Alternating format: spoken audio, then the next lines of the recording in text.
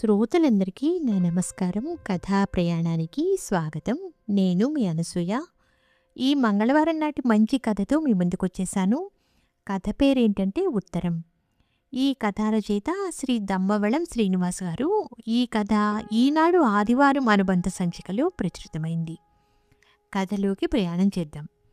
తాళం తెరిచి ఇంటి తలుపు తీసి లైట్లు వేయగానే ఎదురుగా కనిపించింది చూసి ఆశ్చర్యమేసింది.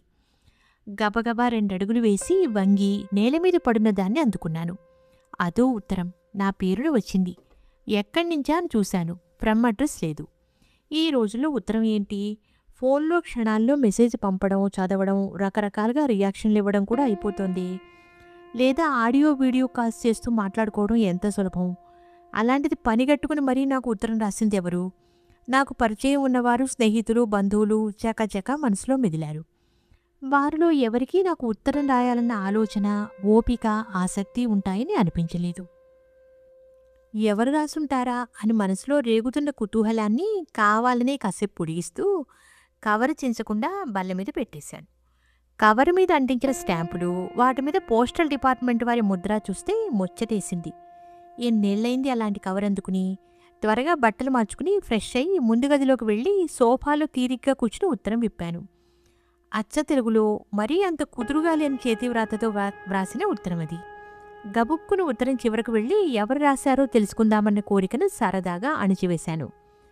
పూర్తిగా చదివితే ఎవరు రాసిందో తెలుస్తుందిగా అనుకుంటూ చదవడం మొదలెట్టాను. అయితే మొదటి పదం చదవగానే రాసిందెవరో తేలిపోయింది. ఆసక్తిగా చదవసాగాను. నాన్న, ఉత్తరం రాసింది నేనేనని అర్థమైంది కదా? అవును, నేనే, నీ ఏకైక సుపుత్రుని. నీతో ఏదైనా చెప్పాలంటే ఫోన్ చేసో లేదా మెసేజ్ చేసో చెప్పచ్చు. నీ జవాబు కూడా వెంటనే దొరుకుతుంది. అయితే నా సొంత చేతిరాతతో మన రోజు మాట్లాడుకునే తెలుగు భాషలో కుడి చేత్తో పెన్ను కుదురుగా పట్టుకుని అక్షర దోషాలు లేకుండా చూసుకుంటూ మనసులోని భావాలను పదాలుగా కూర్చుతూ ఇదంతా నువ్వు చిరునవ్వుతో చదవడం సరదాగా ఊహించుకుంటూ తెల్ల కాగితం మీద ఉత్తరం రాయడం ఖచ్చితంగా వాట్సాప్ మెసేజ్ కన్నా 1000 రెట్లు బాగుంటుందని అంతా ఒప్పుకునే నిజం.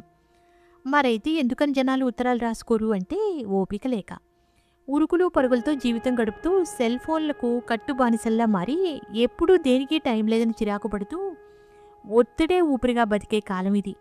నేను మాత్రం అలాంటి వాణ్ణి కాదు అని ఊరికే అనుకోవడమే కాక నాకు నేను నిరూపించుకోవాలి అనిపించింది. వెంటనే పనులన్నీ పక్కన పెట్టి సెల్ ఫోన్ని ఫ్లైట్ ఎక్కించి తీరిగ్గా నీకు ఉత్తరం రాస్తున్నా. నీకు గుర్తుందా నాన్న, చిన్నప్పుడు స్కూల్లో లెటర్ రైటింగ్ గురించి చెప్పిన క్లాస్ మిస్ అయితే పరీక్షలకని నువ్వు నన్ను దగ్గర కూర్చోబెట్టుకుని మరీ ఓపిగ్గా నేర్పావు. తెలుగు రాయడంలో నేను చేసే తప్పులు ఎన్నిసార్లు సరిదిద్దేవాడువో అదంతా గుర్తొచ్చి నవ్వుతో పాటు ఏడుపు కూడా వస్తుంది. ఆ రోజులు ఎంత అద్భుతంగా ఉండేవి. వేసవిలో మనం డాబా మీద పక్కలు వేసుకుని కబుర్లు చెప్పుకుంటూ పడుకునేవాళ్ళం. ఇంట్లో నేల మీద గుండ్రంగా కూర్చుని కొసరి వడ్డించుకుంటూ భోజనం చేసేవాళ్ళం. ఇప్పటిలా ఇంట్లో అందరూ తలా ఓ టైంలో కంచం ఒళ్ళో పెట్టుకుని టీవీ లేదా ఫోన్ చూస్తూ అది లేకపోతే తినలేం అనే పరిస్థితి లేదప్పుడు.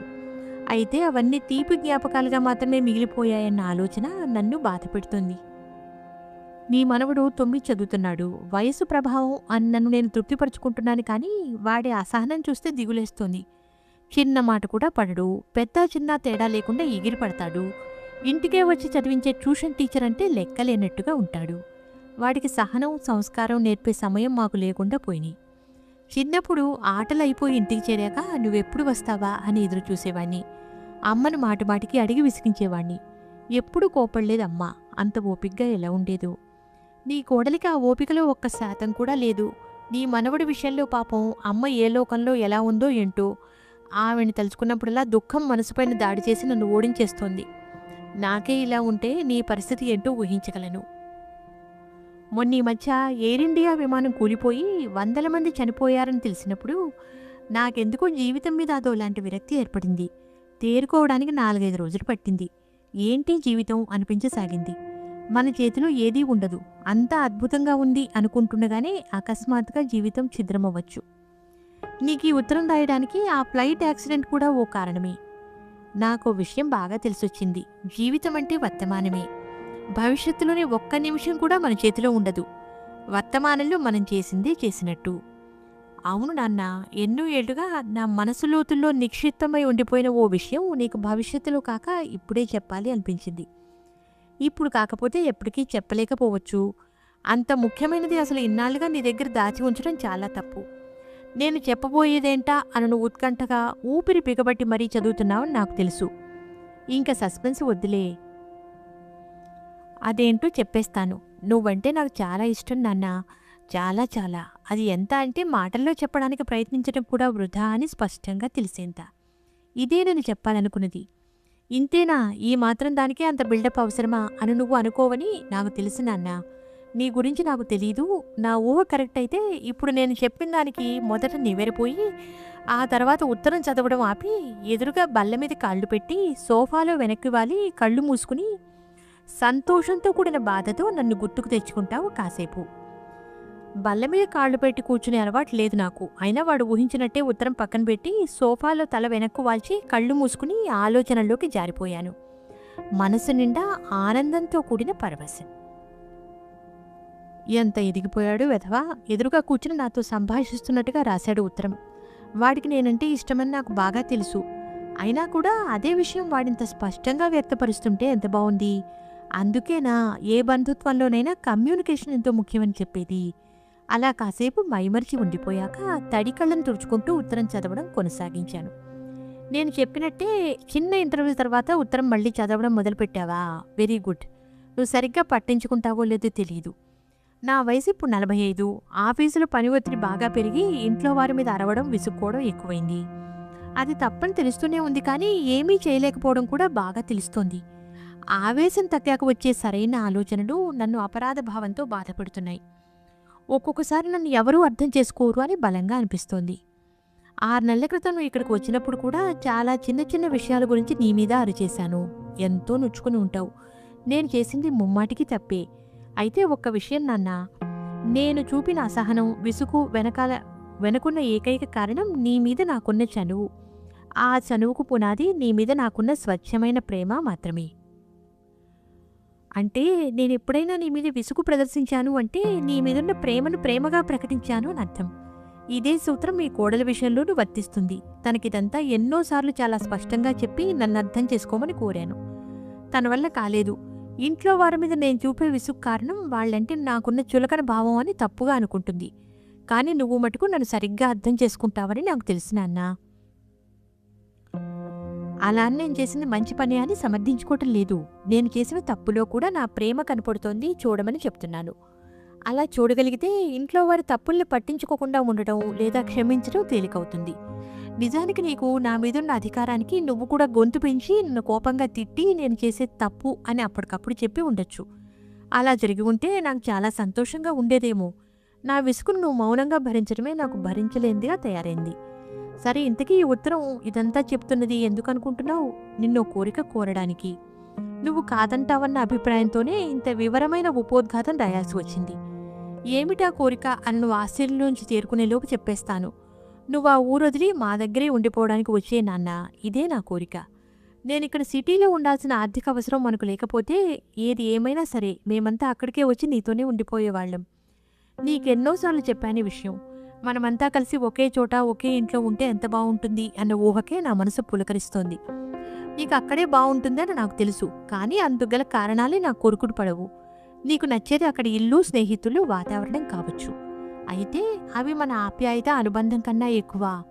మనం ఒకరినొకరం కనిపెట్టుకుని ఉంటూ సరదాగా ప్రేమగా గడిపే జీవితం కన్నా నీకవి ఎక్కువ నాన్న. మీ పనుల్లో మీరుంటే అక్కడ నాకేమి తోస్తుంది అంటావా? మనం ప్రతిరోజు తీరిగ్గా కూర్చుని కబుర్లు చెప్పుకోని అవసరం లేదు. స్వచ్ఛమైన ఆత్మీయతతో కూడిన కుటుంబ సభ్యుల ఉనికి మనకు చాలదు. మాట్లాడుకుంటేనే పట్టించుకున్నట్ట కాదు కదా. అమ్మ జీవించి ఉండగా విషయం వేరు. అప్పుడు మీ ఇద్దరూ ఒకరికొకరు తోడున్నారన్న తృప్తి నాకుండేది. ఇప్పుడు నువ్వు అలా ఒంటరిగా మాకు దూరంగా ఉండడం సరికాదు. ఇక్కడికి వచ్చేసి 2-3 నెలలకు ఒకసారి అక్కడికి వెళ్ళి స్నేహితులను కలిసి కొద్ది రోజులు గడిపి రావచ్చు. అక్కడ మన ఇల్లు ఎవరికీ ఇవ్వకుండా నీకోసమే ఉంచేద్దాం. ఇక్కడ మన ఇంట్లో నీకు గది కేటాయిస్తాము అని చెప్పాను కదా. ఇక్కడే ఉండి చక్కటి ఆరోగ్యవంతమైన దినచర్య అలవాటు చేసుకో. ఉదయాన్నే మేమంతా వాకింగ్కి వెళ్తాం, ఫోన్ తీసుకెళ్లకుండా. నువ్వు కూడా మాతో పాటు వస్తే ఎంత బాగుంటుంది ఆలోచించు. ఇంట్లో వారితో సరదాగా నడుస్తూ ఫోన్ కాల్స్, మెసేజ్లకు దూరంగా కబుర్లు చెప్పుకుంటూ ఒకరితో ఒకరు నడవడంలో పోటీ పడుతూ నగరంలోని వేకువజాము అందాలను వీక్షిస్తూ ఇంతకు మించి ఆనందం ఇంకేమైనా ఉంటుందా అని ఆలోచించడం కూడా అవసరం కదూ. సొంత ఊళ్ళోనే ఉండగలగడం నిజంగా అదృష్టమే కాదని ఎవరూ అనరు. అలాంటి అదృష్టం నువ్వు ఎన్నో ఏళ్ళు అనుభవించావు. ఇక ఇప్పుడు మాతో ఉండిపో నాన్న. ఎందుకంటే సొంత ఊళ్ళో ఉండడం కన్నా తల్లిదండ్రులతో కలిసి ఉండడమే నిజమైన అదృష్టం. అలాంటి అదృష్టాన్ని నువ్వు మాకు ఇక మీదటైనా కలిగించవు. గతంలోలా నేల మీద హాయిగా బాసింపట్టు వేసుకుని కూర్చోవడం కుదరకపోయినా డైనింగ్ టేబుల్ మీద ఫోన్, టీవీలకు దూరంగా కబుర్లు చెప్పుకుంటూ నీతో కలిసి భోజనం చేయాలని ఉంది ప్రతిరోజు. నీ మనవడిని నువ్వు తేలిగ్గా దారిలో పెట్టగలవు. చిన్నప్పుడు నాకు నేర్పినట్టే వాడికి కూడా మంచి బుద్ధులు నేర్పి సరైన మార్గం చూపుకున్నానా. ఈ విషయంలో నువ్వు కాక నాకు ఇంకెవరైనా సాయపడగలరా? ఇక్కడ సాయం అన్న పదం సరైనదేనా? మనసు పెట్టి ఆలోచించు. అమ్మ మనతో లేదని ఆవేదన, లోటు మనమిద్దరం తప్ప ఇంకెవరైనా పంచుకోగలరా? ఈ పని మనం ఫోన్లో చేయగలమా చెప్పు? మనమిద్దరం ఒకరికొకరం తోడుగా ఉండొద్దు. పని ఒత్తిడి వల్లో లేక మరే కారణం వల్లో మీ కోడలికి నాకు మనస్పర్ధలు వస్తే నువ్వు మాకు పెద్ద దిక్కుగా ఉండి ఇద్దరికీ సర్ది చెప్పొచ్చు కదా. నువ్వంటే తనకి ఎంతో గౌరవం. ఆఫీసు విషయాలు ఇంటికి తెచ్చి మనసు పాడు చేసుకోవడం మంచిది కాదు అని తెలుసు, కానీ దాన్ని పాటించడానికి కావలసిన ప్రేరణ లేదేమో అనిపిస్తుంది. నువ్వు కూడా ఇక్కడే మాతో పాటు ఉంటే నేను ఖచ్చితంగా మారతానని నా నమ్మకం. నువ్వు మాతోనే ఉండిపోవడం కన్నా గొప్ప ప్రేరణేది నాకు తెలియలేదు. మా అందరికీ దూరమై ఎందుకు వచ్చిన ఒంటరి జీవితం నాన్న నీకు? అర్జెంటుగా ఇక్కడికి వచ్చి చెప్పడం మర్చాను. నీలాగే రైల్వేలో పనిచేసి రిటైర్ అయిన ఓ పెద్ద మనిషి మా ఇంటి పక్కనే ఉంటాడు. నీకు మంచి కాలక్షేపం. ఇక ముగిస్తాను. ఇంత పెద్ద ఉత్తరానికి జవాబు ఏమి ఇవ్వాలా అని ఎక్కువగా ఆలోచించుకు. రేయ్ వచ్చేస్తున్నాను అన్న చిన్న జవాబు చాలు. ఇది తప్ప ఇంకేది రాసినా చెప్పినా నీకు ఇంకో ఉత్తరం రాయాల్సి ఉంటుంది. జాగ్రత్త. ఉంటాను మరి. గోపి. ఉత్తరం చదవడం పూర్తి చేసి బాధగా మూలిగాను. చేతులు సన్నగా వణకడం తెలుస్తోంది. కళ్ళు తుడుచుకుని లేచి నిలబడి ఇంట్లో పచారులు చేయసాగాను. ఉద్వేగంతో కూడిన దుఃఖాన్ని నియంత్రించడం నా వల్ల కావడం లేదు. గోపి మా అబ్బాయి కాదు. రాసింది కూడా నాకు కాదు. పక్క వీధిలో ఉండే రైల్వేలో పనిచేసి రిటైర్ అయిన ఓ పెద్దాయనికి వాళ్ళ అబ్బాయి రాసిన ఉత్తరం అది. మా పేర్లు ఒకటే కావడం, మా ఇంటి నెంబర్లలో కేవలం ఒక అంకె మాత్రమే తేడా ఉండడంతో పోస్ట్ మ్యాన్ పొరపాటున ఉత్తరం మా ఇంట్లో వేసిపోయినట్టున్నాడు. ఉత్తరంలో చెప్పిన విషయాలన్నీ మా ఇంట్లో జరిగినట్టుగానే మా అబ్బాయి చెబుతున్నట్టుగానే ఉండడంతో రాసింది నాకు కాదు అన్న అనుమానమే ఎక్కడా రాలేదు. చివర్లో రైల్వే ఉద్యోగం అన్నప్పుడే అర్థమైంది. అది ఏ అడ్రస్కు వెళ్లాల్సిన ఉత్తరమో. నా దుఃఖానికి కారణం ఉత్తరం నాకు రాలేదని కాదు. ఉత్తరం చదవాల్సిన పెద్ద అయినా 2 రోజుల క్రితమే గుండె నొప్పితో పోయారు ఉత్తరం చదవకుండానే. స్నేహితుడి కొడుకు పెళ్లికని వెళ్ళి నేను 4 రోజులుగా ఇంట్లో లేకపోవడంతో ఉత్తరం నా చేతికి అందడం ఆలస్యమైంది. అంతలోనే ఎంత పని జరిగింది. ఆలోచనల్లో దుఃఖంలో మునిగిపోయి తేరుకోవడానికి చాలా సమయమే పట్టింది. మొదట వాళ్ళ అబ్బాయి గోపికి జరిగిన పొరపాటు తెలియజేసి ఉత్తరం తిరిగి ఇచ్చేద్దామని అనుకున్నాను. అలా చేస్తే తను రాసింది తండ్రి చదవలేదని అతనికి రూఢీగా తెలిసిపోతుంది. తండ్రి తన ఉత్తరం చదివాకే పోయాడేమో అని అతడు ఏ కోసాన్నైనా అనుకుంటూ తృప్తి పడుతున్నాడేమో. నేనెందుకు అతనికి ఆ తృప్తి లేకుండా చేయాలి? ఇలా ఆలోచించి చివరికి ఆ ఉత్తరం నా దగ్గరే ఉంచేయాలని నిర్ణయించుకున్నాను. అంతేకాదు మరో నిర్ణయం కూడా తీసుకున్నాను. ఉన్న పళంగా ఊరు విడిచి మా అబ్బాయి దగ్గరికి శాశ్వతంగా వెళ్ళిపోవాలి అని. విన్నారుగా ఈ మనసులను స్పృశించే ఉత్తరం అనే మంచి కథను. వచ్చే వారం ఇటువంటిదే మరో మంచి కథతో మీ ముందుంటాను. అంతవరకు సెలవు. నమస్కారం.